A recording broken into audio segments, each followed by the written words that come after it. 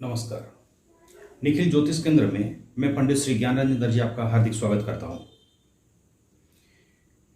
अभी देखते ही देखते कुछ ही दिनों में नवरात्र आने वाला है और बहुत साधक साधिका ऋषि मुनि सब इस समय का प्रतीक्षा करते हैं कि कब नवरात्र आए और हम शक्ति उपासना करें, शक्ति साधना करें और शक्ति को अपने हृदय में, अपने शरीर में स्थापित कर पाएं।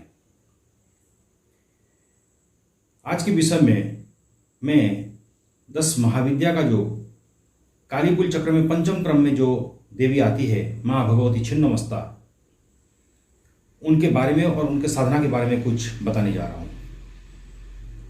बहुत साधक और कुछ सामान्य व्यक्ति अगर छिन्नमस्ता का स्वरूप देखें तो भयभीत हो जाते हैं और बोलते हैं कि माँ ने तो अपना सर धड़क से अलग कर दिया है और अपने सिर को पकड़ी हुई है। तो इसका स्वरूप क्या है? मां छिन्नमस्ता का जो स्वरूप को जानने की पहले जरूरत है, उसके बाद आपको साधना करना चाहिए, क्योंकि हम जिस तत्व को अपने शरीर में धारण करना चाहते हैं उस देवी के तत्व को हमको समझना बहुत जरूरी है।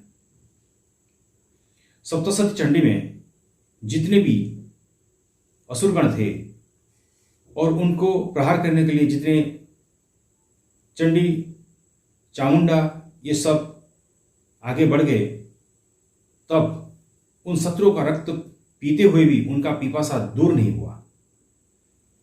उसी समय जया और विजया, ये जो दो सहचरी हैं, जब इन दोनों ने माँ भगवती छिन्नमस्ता से कहा कि माँ हमारा अभी तक पिपासा दूर नहीं हुआ और हमारा क्षुधा बढ़ रहा है, तब माँ भगवती ने अपने सर को काट डाला और उसी समय उनके गले से जो रक्त का धार निकला वो जया और विजया ने पान करके अपनी क्षुधा को तृप्त किया। उसी दिन से माँ भगवती का नाम छिन्नमस्ता नाम से जाना गया।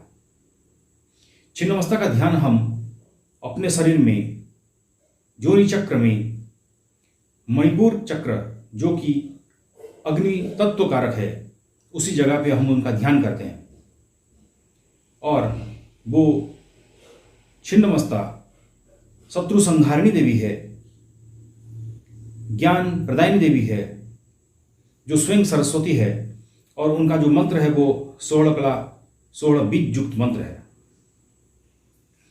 शत्रु को ध्वंस करने के लिए, शत्रु के किया कराया गया तंत्र को ध्वंस करने के लिए, शत्रु के विरुद्ध एक साधक का खड़े कर देने वाला जो देवी है, मां भगवती छिन्नमस्ता है। कालीकुल चक्र में अगर हम देखें तो काली और छिन्नमस्ता बहुत उग्र देवी हैं। अगर कोई साधक त्रिशक्ति स्वरूप काली, बगलामुखी और छिन्नमस्ता इन तीनों देवी की पूजन करता है, साधना करता है, तो ब्रह्मांड में कोई ऐसा तांत्रिक नहीं जो कि उस साधक के सामने खड़े हो पाए। आज मैं आपको इस वीडियो में छिन्नमस्ता के ऊपर इतने जोर से इसलिए कह रहा हूं कि मैंने खुद उस छिन्नमस्ता का प्रयोग करते हुए और प्रत्यक्ष प्रमाण देखते हुए मैंने अनुभव किया है। क्योंकि छिन्नमस्ता मंत्र से अच्छे तांत्रिक का जो तंत्र क्रिया है, उस तंत्र क्रिया को मैंने काटा है। तंत्रमयी देवी है, आपके हृदय में और आपके शरीर में इतना जोश और इतना ताकत भर देगी कि आप किसी ओघोरी को भी चैलेंज करने के लिए क्षमता रख पाएंगे। इस देवी को और इस देवी के मंत्र को आपको विश्वास के साथ करना है। छिन्नमस्ता का स्वरूप कोई सामान्य स्वरूप नहीं है। स्वयं परशुराम ने इसका साधना किया था, स्वयं श्री कृष्ण ने इसका साधना किया था।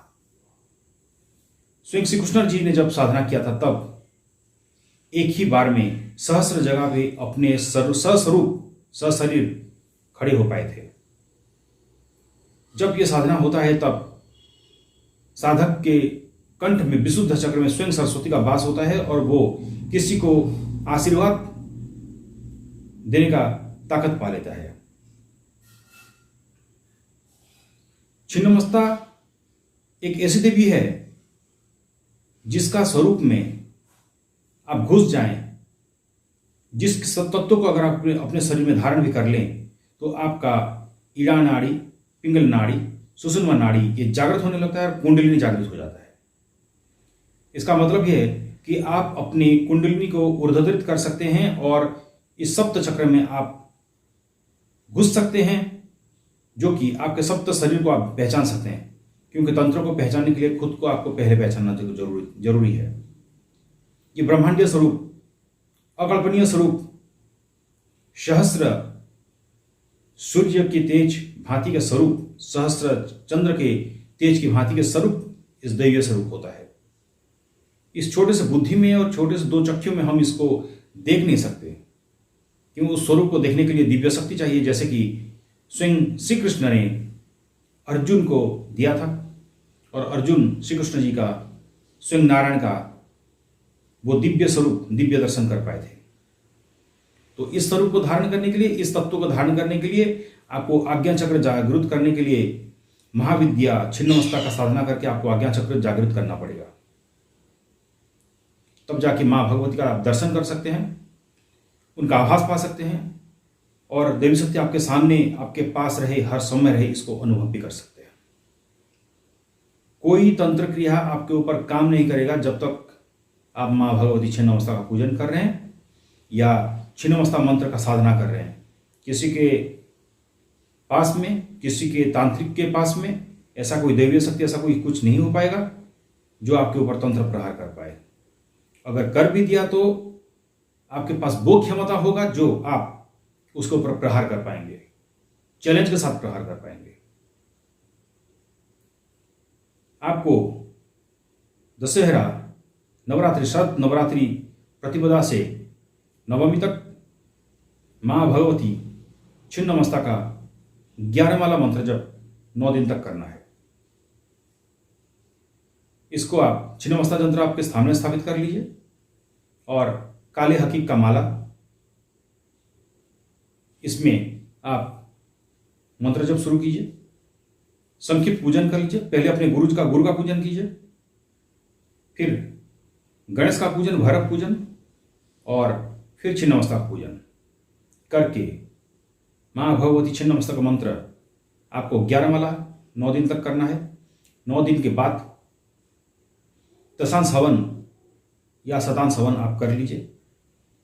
9-10 साल के छोटे बच्चे को कुछ खिला दीजिए, खाना खिला दीजिए, कुछ दक्षिणा प्रदान कर दीजिए और ये करने के बाद आपका साधना का समापन होगा। माँ भगवती छिन्नमस्ता का मंत्र है श्रीम ह्रीम क्लीं ऐं वज्र वैरोचनीये हुं हुं फट स्वाहा। श्रीम ह्रीम क्लीं ऐं वज्र वैरोचनीये हुं हुं फट स्वाहा। वज्र मत मीन्स बहुत उग्र और प्रचंड, वैरोचनी अग्नि जो कि ध्वंस करने का ताकत रखता है, इसलिए मां भगवती को वज्र वैरोचनी कहा जाता है। श्रीम स्वयं महालक्ष्मी, ह्रीं भुवनेश्वरी, क्लीं महाकाली, ऐं महासरस्वती। श्रीं ह्रीं क्लीं ऐं वज्र वैरोचनीये जो छिन्नमस्ता का स्वरूप है। हुं हुं हुंकार रूपी, हुंकार स्वरूपम, शत्रु का संहार करते हुए फट स्वाहा, समाप्त करते हुए मैं उस मां भगवती को प्रणाम कर रहा हूं। ये इस मंत्र का तात्पर्य है।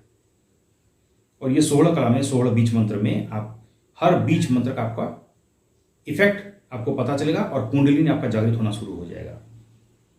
एक बार आप अपने गुरु कृपा से, गुरु से दीक्षित होकर, प्रत्यक्ष रूप से गुरु से दीक्षा लेके, गुरु का आशीर्वाद प्राप्त करके ये साधना कीजिए। बिना गुरु के, बिना गुरु कृपा से, बिना उनके आशीर्वाद से और बिना परमिशन से आप कोई भी महाविद्या का साधना में आगे मत बढ़िए। गुरु कृपा ही, केवल गुरु कृपा से ही आपको साधना में सिद्धि मिलेगा। और ये जो महाविद्या है इसको कोई भी टेस्ट करने की तरह मत कीजिए। जैसे कपूर में हम आग लगाते हैं तो धड़ाक से जल जाता है, ये महाविद्या स्वरूप वैसा ही है। मंत्र जब करना शुरू कर देंगे क्या डिफेक्ट दिखना शुरू हो जाता है। अगर आपने गलत किया तो प्रभाव भी दिखना आपको शुरू हो जाएगा। शास्त्र में लिखा हुआ है, कुपुत्र जायते कश्चित अपि न कुमाता न भवति। सही है, माँ किसी का बुरा नहीं करेगी। फिर भी मैं ये कह रहा हूं कि गुरु आपके पास होना जरूरी है और सद्गुरु होना जरूरी है, जो कि कोई भी परिस्थिति में आपको सहाय हो, आपको रक्षा करे। क्योंकि कभी कभी माँ भगवती दैवी कृपा प्राप्त हो जाता है और कभी कभी दैवी शक्ति आपका परीक्षा लेने में पीछे नहीं हटती। कोई शक्ति किसी के साधक के वशीभूत रहने की कोशिश नहीं करता है।